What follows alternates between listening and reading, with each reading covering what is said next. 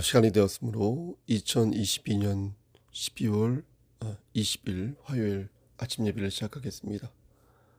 다 같이 주의 기도하시겠습니다. 하늘에 계신 우리 아버지여, 이름이 거룩히 여김을 받으시오며 나라가 임하옵시며 뜻이 하늘에서 이루어진 것 같이 땅에서도 이루어지이다. 오늘날 우리에게 일용할 양식을 주옵시고 우리가 우리에게 죄진 자를 사하여 준 것 같이 우리의 죄를 사하여 주옵시고 우리를 시험에 들게 하지 마시옵고 다만 악에서 구하옵소서. 나라와 권세와 영광이 아버지께 영원히 있사옵나이다. 아멘. 사랑과 은혜가 풍성하신 하나님 아버지, 하나님의 크신 사랑을 진심으로 감사드립니다. 오늘도 우리에게 새로운 하루를 허락하셔서 예배로 하루를 열 수 있도록 도와주시는 애 감사합니다. 오늘도 성령 하나님과 동행하는 삶 되어서 죄를 지을 결정적인 그 순간에 다시 돌이킬 수 있도록 하시고 하나님 말씀 안에서 승리할 수 있도록 우리의 심령을 붙잡아 주시옵소서. 힘들고 지칠 때에 하나님 말씀을 붙잡을 수 있도록 하시고 교회된 자로서 사명을 감당할 수 있도록 하시며 각자에게 주어진 십자가를 지고 하나님을 기쁘시게 하는 삶을 살 수 있도록 주여 우리의 심령을 붙잡아 주시옵소서. 심신이 연약한 자들을 하나님께서 만져주시사 저들을 위로하여 주시고 치유하여 주셔서 저들이 다시 독수리 날갯짓을 할 수 있도록 주여 저들의 삶을 주관하여 주시옵소서. 모든 말씀 예수 그리스도인 받들어 감사하며 기도드렸사옵나이다. 아멘. 하나님 말씀 열왕기상 18장 36절 말씀입니다. 열왕기상 18장 36절입니다. 제 성경으로 구약성경 548쪽입니다. 36절. 저녁 소재 드릴 때에 이르러 선지자 엘리야가 나아가서 말하되 아브라함과 이삭과 이스라엘의 하나님 여호와여, 주께서 이스라엘 중에서 하나님이신 것과 내가 주의 종인 것과 내가 주의 말씀대로 이 모든 일을 행하는 것을 오늘 알게 하옵소서. 아멘. 하나님 이 말씀을 들어 사용하여 주시옵소서. 예수 그리스도 이름 받들어 감사하며 기도드렸사옵나이다. 아멘. 가끔 하나님께서 뭔가를 분명히 보여주셨으면 좋겠다는 생각을 가질 때가 있습니다. 여러분 그렇지 않습니까? 하지만 하나님께서는 좀처럼 보여주시지 않습니다. 그런데 시간이 지나서 생각해보면 왜 그때 하나님께서 그 기도를 들어주시지 아니하셨는지 이유를 알 때가 많습니다. 저의 경험적인 예를 들면 이렇습니다. 어떤 성도가 좀 말썽을 피웁니다. 그래서 저는 참다 못해 어떻게 좀 해달라고 하나님께 기도합니다. 그런데 하나님께서는 저의 기도를 들어주시지 않습니다. 그런데 그 성도는 점점 자라고 성장하여 크고 깊은 그릇이 되어갑니다. 하나님께서는 그를 들어 사용하신 것이고 그래서 저의 기도를 들어주시지 않으신 것입니다. 그러니까 성숙하지 못한 기도를 제가 한 것입니다. 모든 것에 하나님의 계획과 섭리가 때를 따라 있다는 것을 저는 깨닫는 것입니다. 사울이 예수 믿는 자를 핍박하다가 다메섹에서 하나님을 만나 사도 바울이 되었던 것처럼 하나님께서 그를 언제 어떻게 사용하실지는 우리로서는 알 방법이 없습니다. 따라서 우리가 유일하게 할 수 있는 일은 무엇입니까? 하나님께서 긍휼을 베푸사 이 모든 것을 선도하여 주시기를 바라는 것입니다. 이것만이 우리가 할 수 있는 최선의 모습인 것입니다. 그런데 오늘 본문을 보면 주의 선지자가 하나님의 징벌을 강력하게 예측하고 있는 것을 보게 됩니다. 왜 엘리야 선지자는 아합 왕에게 회개하기를 간구하지 않았던 것일까요? 왜 엘리야 선지자는 하나님의 징벌이 그에게 임할 것이라고 선포한 것일까요? 이유는 두 가지입니다. 하나는 아합 왕이 지은 죄가 너무나 극악하였기에 이제 그를 포기한 것이고, 또 하나는 진과 달리 당시에는 하나님께서 직접 엘리야 선지자에게 아합 왕의 멸절을 말씀해 주셨기 때문입니다. 아합 왕이 얼마나 큰 죄를 지었는지 열왕기상 16장 25절 이하의 말씀을 보면 알 수 있습니다. 아합 왕의 아버지가 오므리였는데, 이 오므리 왕은 역대 왕 중에서 하나님 보시기에 가장 악독한 왕으로 낙인이 된 사람이었습니다. 25절 말씀 보면 오므리가 여호와 보시기에 악을 행하되 그 전에 모든 사람보다 더욱 악하게 행하였다, 이렇게 말씀합니다. 그런데 놀라운 것은 오므리의 아들 아합이 아버지보다 더 악독한 일을 행했다는 것입니다. 30절 말씀 보니까 오므리의 아들 아합이 그의 이전의 모든 사람보다 여호와 보시기에 악을 더욱 행하였다, 이렇게 말씀합니다. 그러니까 가장 악독한 오므리보다 더 악독하다고 하니까 여러분, 얼마나 그가 하나님 앞에서 큰 죄를 지었는지 가늠할 수가 있는 것입니다. 그렇다면 대체 어떤 죄를 지었길래 이렇게 기록된 것일까요? 그 죄의 내용을 살펴보면 다음과 같습니다. 우선 16장 31절 말씀을 보면 아합 왕은 자신이 지은 죄를 가볍게 생각하였다고 말씀합니다. 이 말은 자신이 지은 그 죄에 대해서 죄책감이 없었다는 것입니다. 마치 소시오패스 같은, 여러분도 아시겠지만 소시오패스는 어떻습니까? 자신의 쾌락을 위해서 수단과 방법을 가리지 않고 나쁜 짓을 저지르면서 이에 대해 전혀 양심의 가책을 느끼지 않는 사람 아니겠습니까? 죄를 지으면 좀 민망하게 생각하거나 미안하게 생각해야 하는데, 부끄럽게 생각해야 되는데 아합 왕은 전혀 그렇지 않았다는 것입니다. 우상을 섬기던 이방 여자 이세벨과 결혼하는 것도 거리낌이 없었고, 이세벨이 섬기던 바알을 이렇게 수입하여 섬기는 것도 전혀 거리낌이 없었고, 직접 바알 제단을 만들어 하나님을 욕보였던 것도 전혀 거리낌 없이 행동한 것입니다. 그러니까 모습 그대로 소시오패스이고 폐역한, 완악한, 강팍한 악독자였던 것입니다. 이렇게 뚜렷한 죄를 짓고도 아합 왕은 하나님께 자신의 죄를 빌지 않았으며, 갈 때까지 가보자 하는 마음으로 정면으로 하나님을 대적하였습니다. 하지만 그럴수록 북이스라엘은 고통을 받을 수밖에 없었습니다. 하나님께서는 이들에게 가뭄을 내리셨고, 그 기간이 무려 42개월. 놀랍지 않습니까? 42개월이나 되어서 북이스라엘은 완전히 가뭄으로 초토화되고 말았습니다. 근데 다시 강조하지만 아합 왕이 그렇게 했음에도 불구하고 자신의 죄를 회개하지 아니하였다는 것입니다. 나아가 이 모든 일이 엘리야 선지자 때문이라고 생각했다는 것입니다. 그래서 엘리야 선지자를 붙잡아서 그를 죽이면 이 가뭄이 멈춰질 것이라고 생각했다는 것입니다. 사실 아합 왕이 이렇게 생각한 이유는 17장 1절 말씀 때문이었습니다. 엘리야는 아합 왕에게 이렇게 말을 한 적이 있었습니다. 1절 말씀 중반을 보겠습니다. 엘리야가 아합에게 말하되 내가 섬기는 이스라엘의 하나님 여호와께서 살아계심을 두고 맹세하노니 내 말이 없으면 수년 동안 비도 이슬도 있지 아니하리라니라. 그렇죠?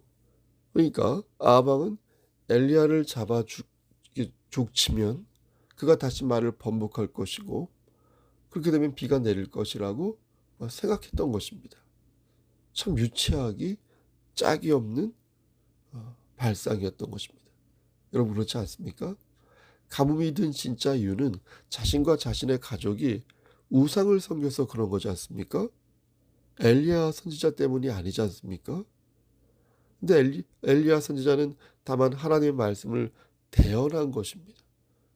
엘리야 선지자는 아방과 개인 간 억하신 적이 없습니다. 그런데 아방은 명색의 왕이라는 자가 문제의 본질을 모르고 지금 감정적인 대립만을 일삼고 있는 것입니다. 그래서 엘리야에게 이런 유치한 말을 한 것입니다.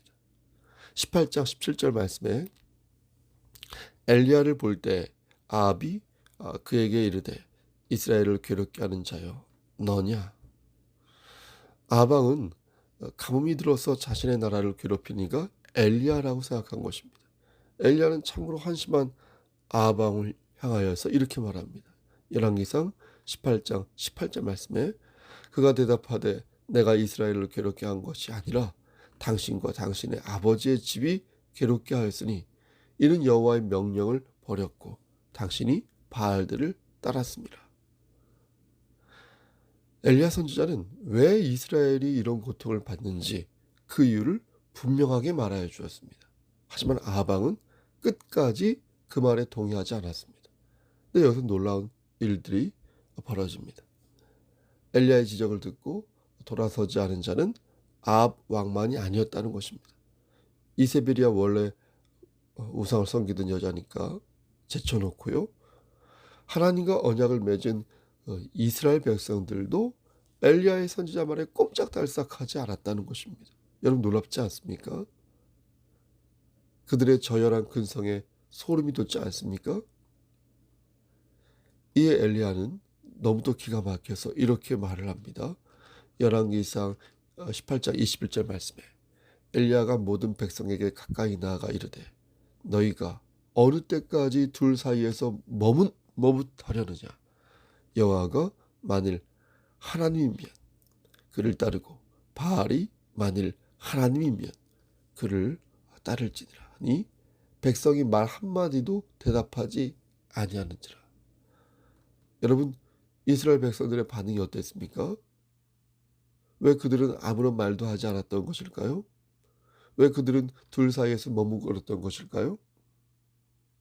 여기에 오늘 말씀의 핵심이 있습니다.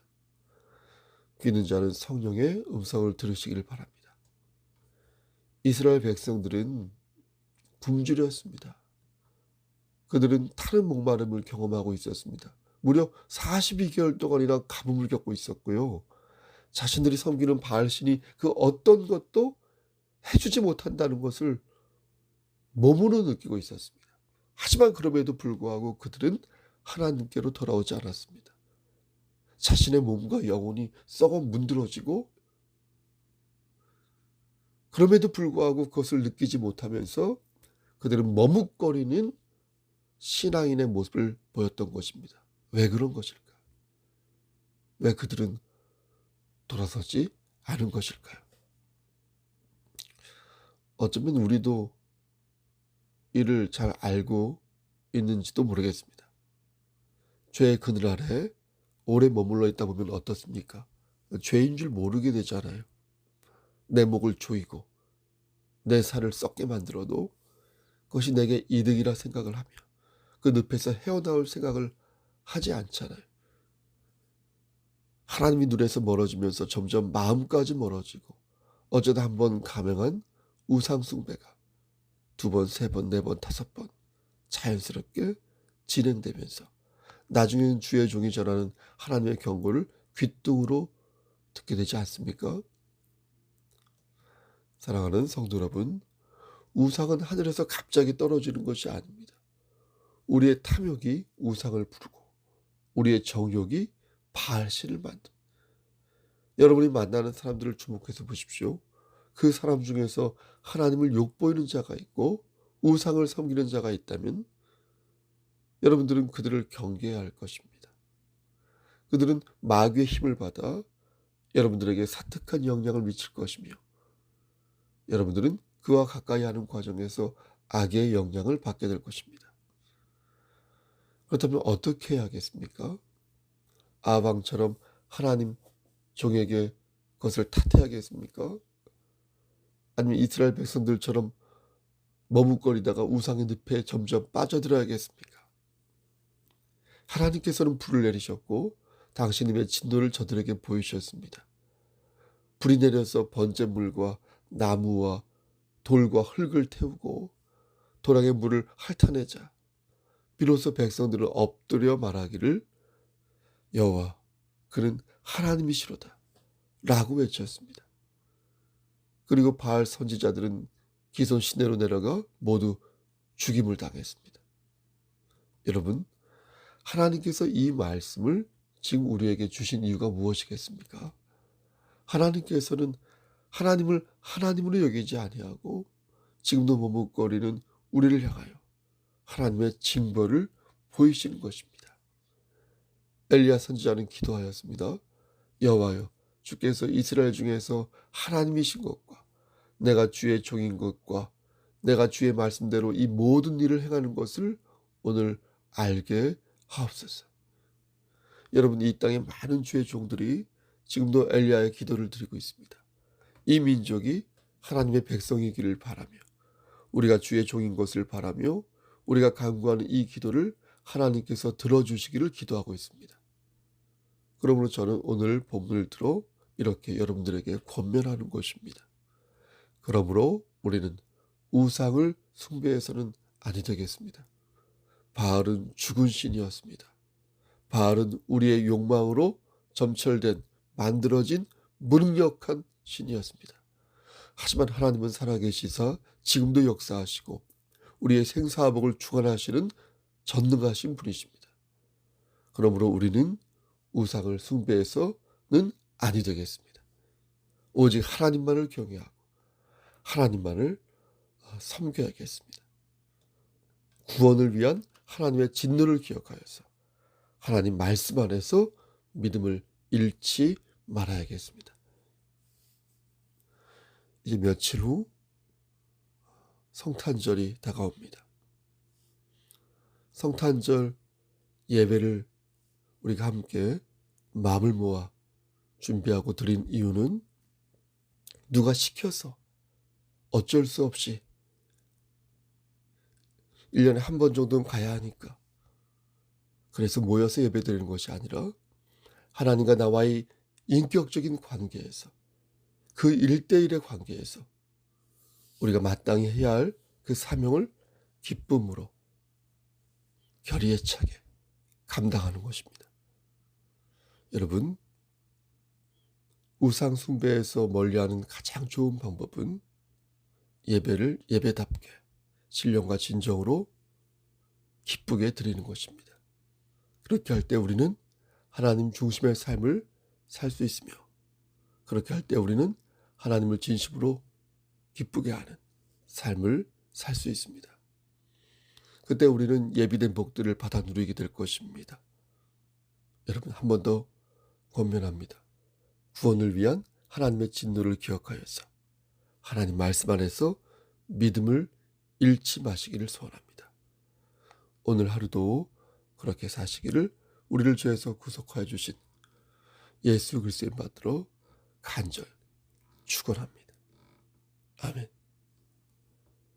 이제는 우리를 죄에서 구속하여 주신 우리 구주 예수 그리스도의 은혜와 아버지 하나님의 만극하신 그 사랑하심, 성령 하나님의 교통하시고 인도하시는 모든 역사하심이 하나님 말씀 안에서 오늘도 하나님의 진노를 기억하여서 하나님 말씀 안에서 믿음을 잃지 않고 앞으로 전진하여 나가기를 소원하는 여기 모인 성도와 그들의 가정과 이 제단과 이 나라 위에 하나님의 사랑하심이 세세토록 함께 계실지어다.